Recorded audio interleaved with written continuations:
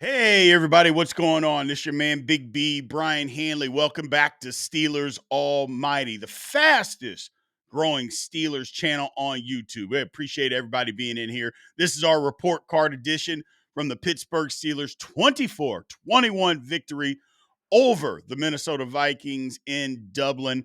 There was a lot of good from the Pittsburgh Steelers yesterday, people. I'm not going to lie. There's a lot of good after taking 24 hours, watching the tape.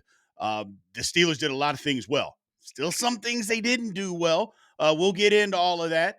But I think it's a fair, honest grade. You know how I do it. I don't pull any punches. I tell it like it is.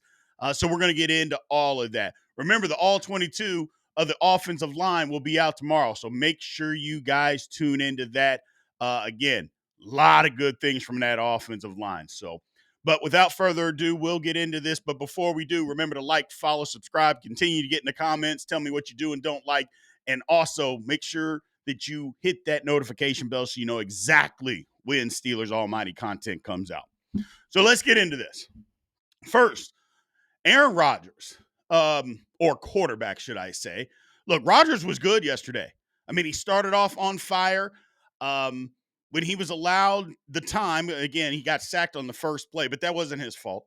But he played a good game yesterday. I thought he got in and out of the huddle, he got in and out quickly, got to the line, changed some things around when he saw some stuff. There was a couple of times where there was run plays where it was an RPO.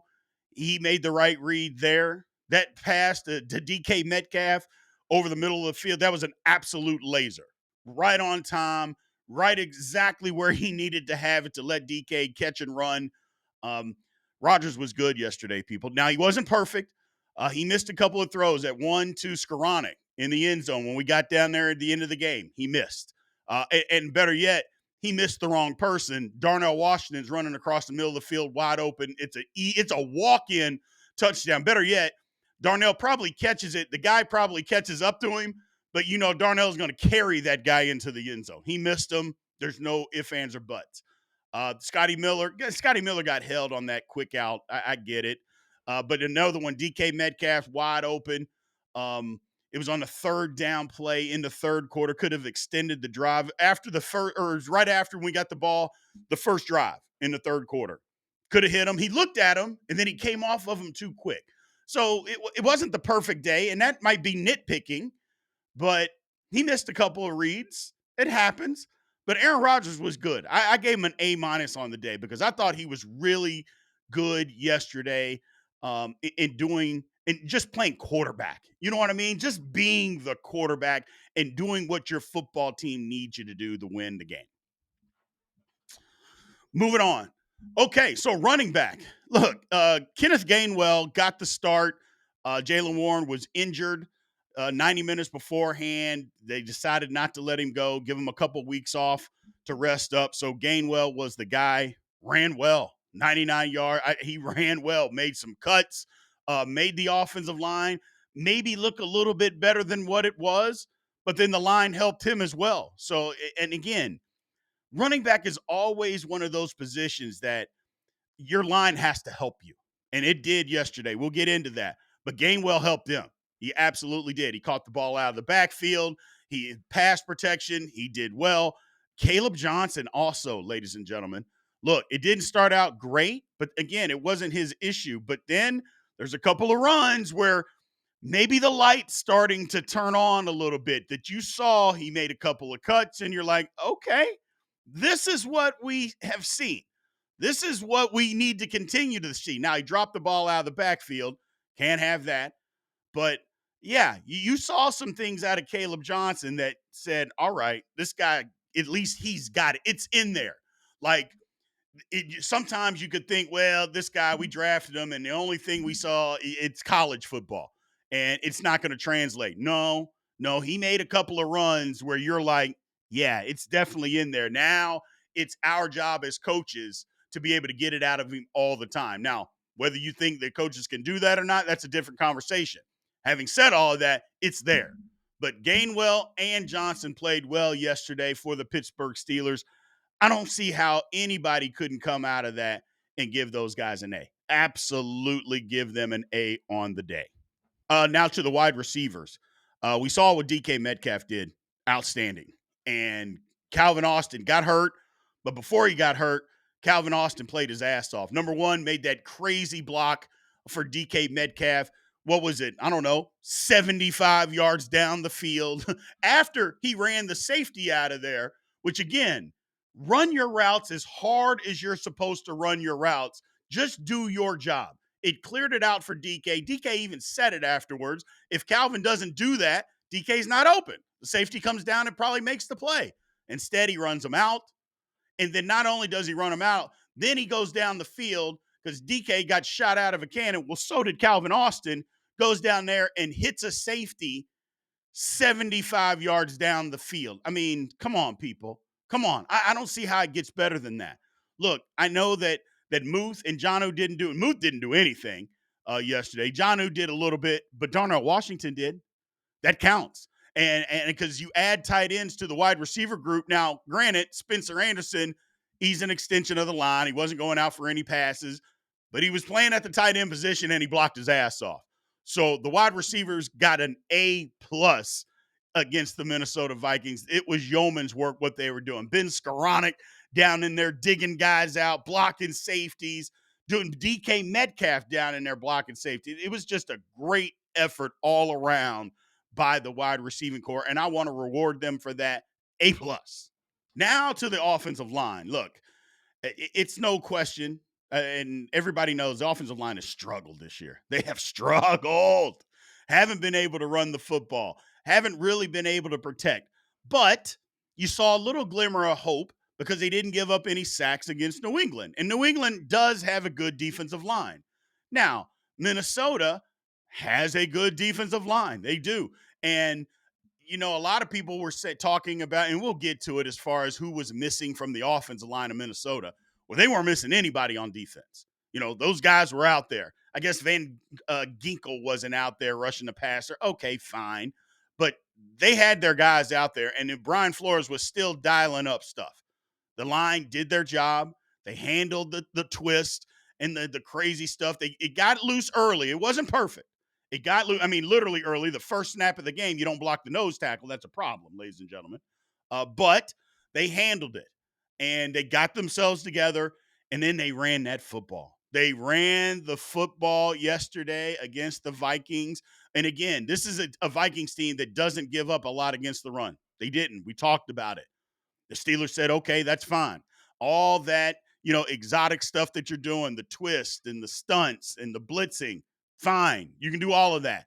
We'll handle it. We're still going to run the football. Steelers did it. Offensive line did it. They got helped. Play calling helped.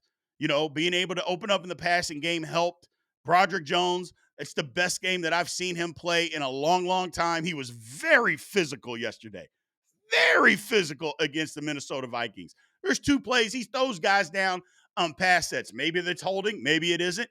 The only thing that I care about is Broderick Jones throws a guy in the dirt. Okay, we'll take the effort, man. They didn't call holding, so we'll take that too. It was just a good physical effort by the offensive line, something we just haven't seen this year. So, damn it, if they're going to play this physical, I'm going to reward them. A for the offensive line. Again, it wasn't perfect. It wasn't perfect. We'd be lying if we said it was perfect. It wasn't. It absolutely wasn't. Having said that, they did a good job and they were physical, people. They were physical. So overall for the offense, look, I mean, who played bad? Like, can somebody tell me what position group played bad or played average?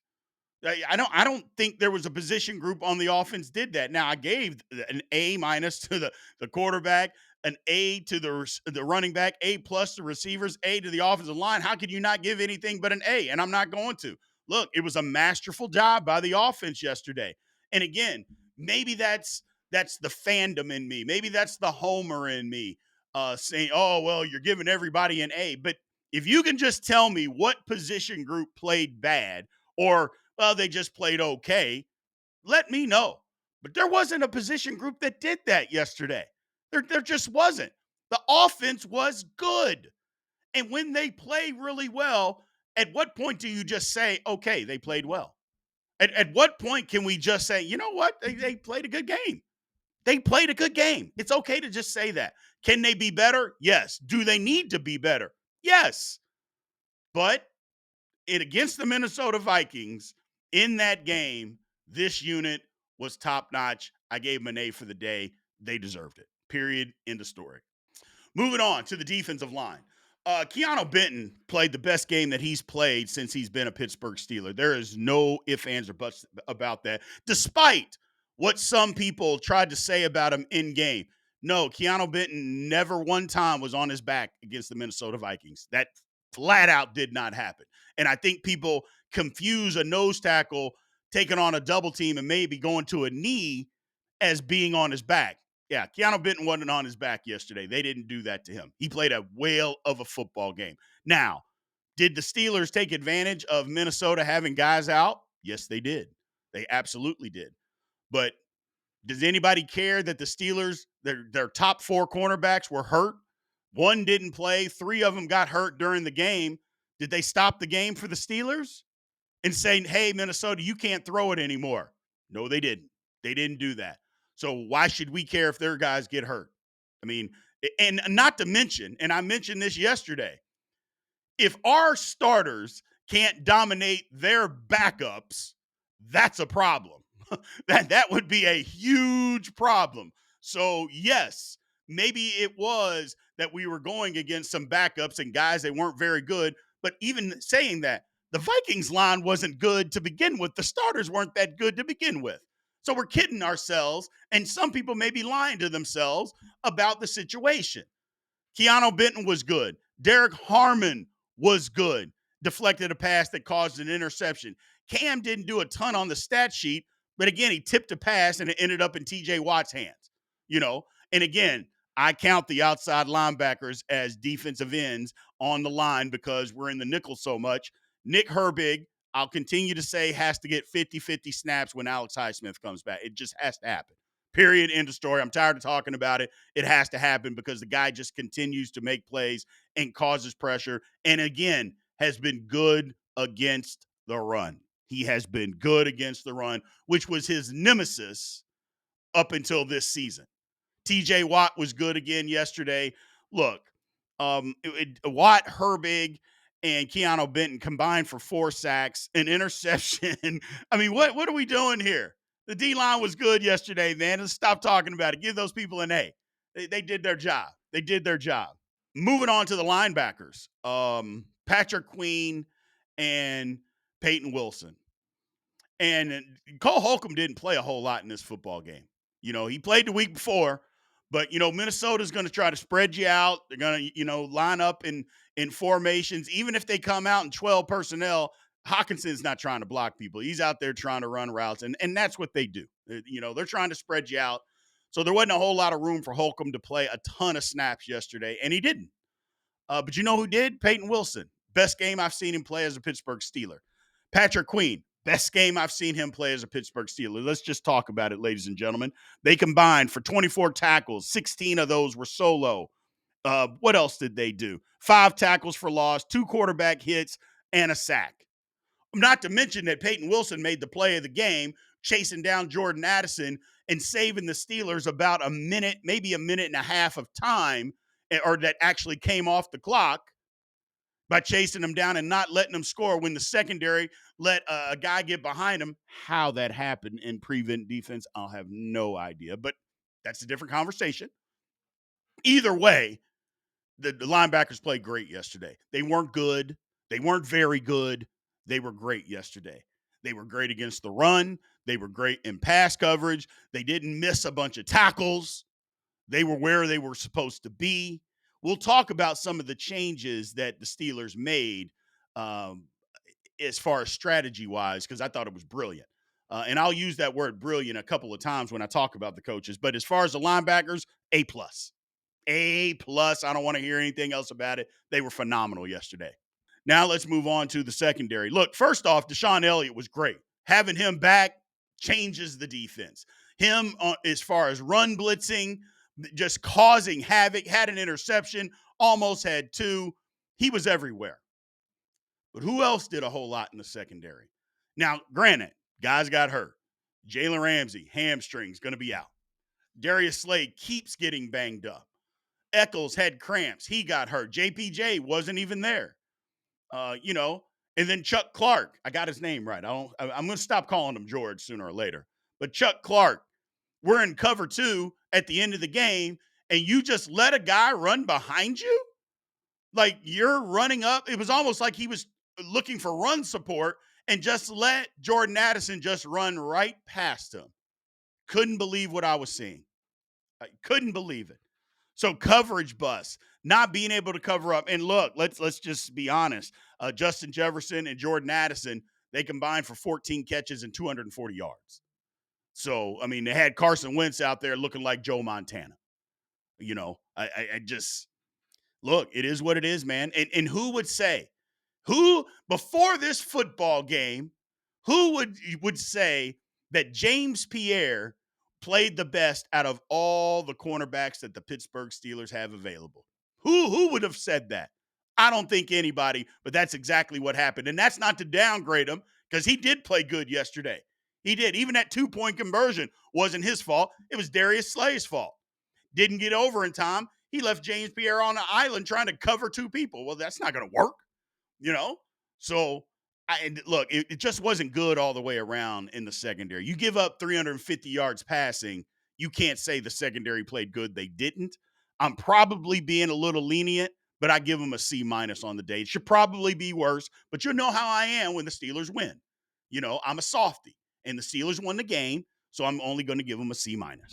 Now, as far as overall, look, again, they gave up 375 yards, but look, they couldn't run the football. Like Minnesota didn't run it. The Steelers stopped the run. They only ran it for 70 yards. Now, again, some of that might have been due to offensive linemen not being down. But again, I'm going to say the same thing. Nobody cares. That's number one. And number two, how good was their line to begin with? I mean, not that good of an offensive line. So the Steelers did their job. They made them one-dimensional. Now, that one dimension was damn sure pretty good, throwing for 350 yards. But look, 2 interceptions, 6 sacks. Those things matter. Those things matter, you know, and adjustments were made. Didn't have a bunch of missed tackles out there like we've seen. Didn't see a bunch of guys just constantly running free and on third down, not being able to get off the field. Didn't see a ton of that. It was a better effort. Now, was it a great effort? No, but it was a better effort. I give them a B overall. Now, as far as special teams go, I was disgusted. And really, I was disgusted in 2 avenues. Number one, Corliss Waitman. Now, I don't know whether it was his decision or Mike Tomlin's decision at the end of the game to just punt the ball through the end zone. He didn't even try to kick the ball inside the 20-yard line and try to pin him deep. I thought, I mean, if that's a miss hit, that's a big miss hit. What did we gain? 19 yards? I'm like, come on, man. He's better than that. He's better than that. But secondly, freaking Pat Fryermuth. I mean, Fryermuth didn't do much in the game, but what he did do was get his arm chopped down on the field goal that got blocked, just out there being lazy, allowed him to chop his arm down, created a short corner, and they were able to block the field goal. If he just puts his arm out there and is strong and doesn't have the short corner, the field goal doesn't get blocked. It's just that simple, and that's his job. So I give the special team, again, the coverage units, again, were good, but you cost us points. You can't be costing us points, getting field goals blocked. Period. End of story. It was a D for the special teams. Now, this brings me to coaching. Now, look, people, let's start off. I'm going to start off with the positives of it. Arthur Smith, I thought, was spectacular. And when I say that, they're just going, oh, what is play calling? His play calling was fine yesterday. Stop it. Stop it. You're just trying to nitpick. You just got the narrative that Arthur Smith is bad, and you're going to run with that no matter what. Arthur Smith was good yesterday. Not to mention the adjustment that he made when we go big boy football. Instead of having 2 tight ends and having Darnell Washington and, I don't know, Pat Fryermuth or Jonnu Smith being the guys blocking, he decided to put another offensive lineman in the football game. When we're trying to run the football, well, let's do our best to run the football. And again, it's not always about trying to trick people. They can know we're running it, but if we block them, it really doesn't matter. And that happened yesterday. Not to mention, in 12 personnel, Darnell Washington can still run out and catch a pass. So can the two wide receivers that are out there on the football field. So it's not like you're hijacking yourself. Other teams help their tackles when they play the Steelers. Why can't we do it? Arthur Smith did that. So many times you saw him helping Broderick Jones, helping Troy Fautanu. There's nothing wrong with that. Like I said, other teams do it to us all the time. There's no reason that the Steelers got to continue to leave their tackles out there by themselves to cause problems where we can't throw the football. He also went quick game early against Brian Flores. And he got Brian Flores out of all the stuff that he was trying to do early. Is that he went quick game, got the ball out of hands quick, and all that twisting and stunning and slanting, all that stuff, yeah, it didn't work. It didn't work because, again, you're going quick game, you're getting the ball out of your hand. So what did Brian Flores do? He countered and he backed up and he said, we're not going to do all that blitzing and twisting and stuff. Well, what did the Steelers do to counter? They ran the football. I thought Arthur Smith was incredible yesterday. Don't care what the narrative, don't care what he's done before. Yesterday against the Minnesota Vikings, he was great. Period. End of story. Move on to the defense. Whether it's Mike Tomlin, Terrell Austin, whoever you want to say is running the defense, I happen to believe it's Mike Tomlin. He made an incredible counter to what teams do against TJ Watt and against Nick Herbig or Alex Highsmith, whoever's rushing outside. Teams have aggressively used a tight end to block them. So what the Steelers countered was, we're going to take our inside linebackers and we're going to fold them outside. And if your tight end wants to aggressively block TJ, a couple of times our guys rushed and we got Patrick Queen got a sack. And it was like, look, somebody's going to block TJ Watt. And if you're only chipping TJ Watt and we bring the linebacker, they're not going to be able to block him. And that's exactly what happened. Confusion was caused. Great move. But also, if you remember the New England game, they constantly did that and they kept leaking the tight end out. And he would chip and he would run 8 yards, turn around, catch the ball. And he would chip, run 9 yards, turn around, catch the ball. Well, what the Steelers did, again, they unfolded that linebacker and said, you can chip, but when you leak out, we're right there next to you. They didn't get any of that. They didn't get any of that in this football game. Now, it left the middle of the field open. And Jordan Jefferson, he had his way. I mean, it is what it is. But it's the best wide receiver in the league. You're going to have to give up something. You can't take every single thing away because, again, they pay those guys on the other side. They happen to pay him a hell of a lot of money to make plays. It happens. It happens. But they did their job. I thought that was great as far as defense. Now you talk about Tomlin, the decision. Let's get to the bad part. I've had some time to think about this, and I think I would have flipped it around. I was so gung ho for them going for it on that fourth down play. First of all, I hated the play call. It was horrible. And that has Mike Tomlin's thumb on it. I think he put his thumb on Arthur Smith and made him run the football down there. I absolutely believe that 100%. You're not going to convince me that Arthur Smith just said we're going to run inside zone and hope that we're going to get 4 yards here. I don't believe that. Okay, fine.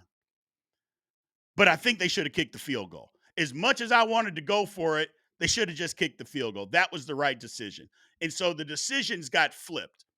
I think they should have kicked the field goal. And okay, they didn't. But when they punted, when it was fourth and half a yard, I was like, go for it. Look, it was the smart move.